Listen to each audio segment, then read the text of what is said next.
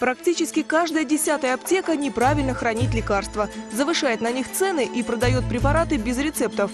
Цены в Таджикистане неумолимо растут. Теперь еще подорожают и лекарства.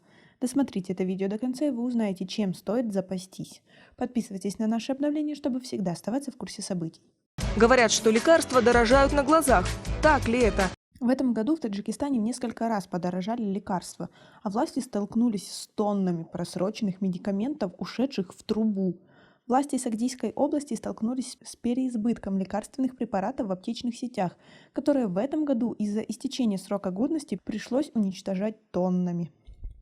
Начальник управления госконтроля за фармацевтической деятельностью Сагдийского филиала Государственной службы по надзору в сфере здравоохранения и социальной защиты Рамазан Шарипов рассказал, что просрочка нанесла серьезный ущерб фармацевтической отрасли.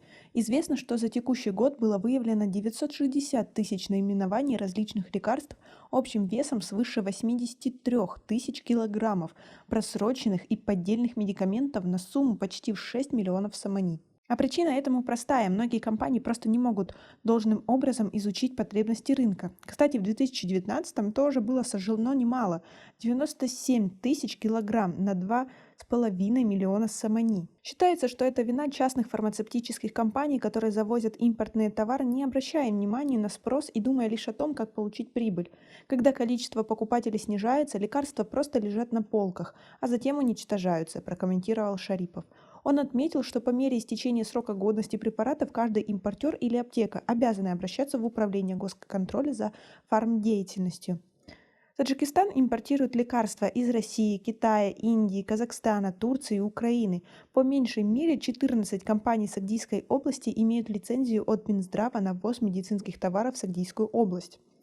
По словам регионального специалиста отдела импорта, экспорта и аккредитации фармучреждений Госслужбы по надзору в сфере здравоохранения и соцзащиты Фирдавса Исломова, за последние 11 месяцев 2020 года в область импортировано почти 3000 тонн лекарств.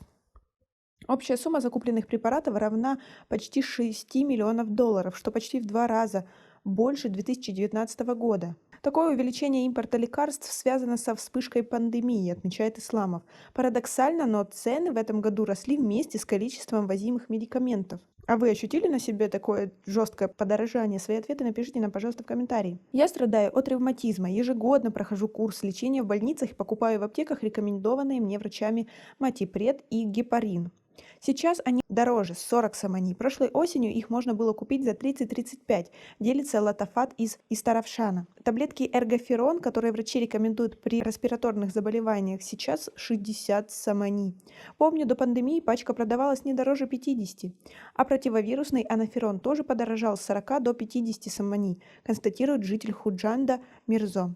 Между тем, Фирдавс Исламов уточняет, что скачок цен произошел не только в Таджикистане или регионе, он фиксируется по всему миру. Это глобальная проблема. Когда количество определенных лекарств уменьшается, это сказывается на цене, еще и потому, что она растет и в стране-производителя, подчеркнул он.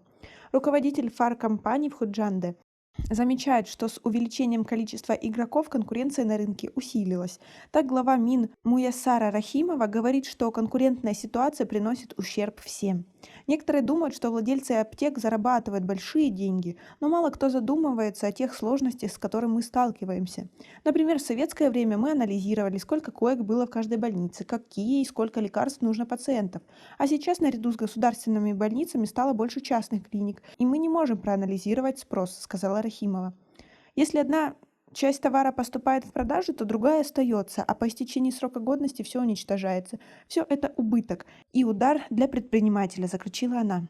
Также она подчеркнула, что все эти уничтожаемые лекарства очень сильно бьют по доходам, и потому, чтобы компенсировать это, приходится повышать цены. Так что можем прогнозировать, что из-за того, что недавно уничтожили столько медикаментов, которые были просрочены, что в ближайшем времени цены также немного вырастут на медикаменты. Стоит отметить, что лучше запасаться противовирусными таблетками, антибиотиками и медикаментами, которые очень редкие. Ведь если так пойдет и дальше, то скоро станут возить медикаменты, необходимые при первой помощи, а редкие и те, которые очень дорогие, скорее всего, перестанут вообще ввозиться в страну, потому если вы страдаете какой-то болезнью и вам нужен запас медикаментов, то лучше запастись им сейчас. Напишите нам, пожалуйста, в комментарии свои наблюдения о том, на какие препараты сильно выросла цена. Мы обязательно это с вами обсудим. И на этом у нас все. Оцените наше видео подпиской и лайком. До скорой встречи. Не болейте, берегите себя.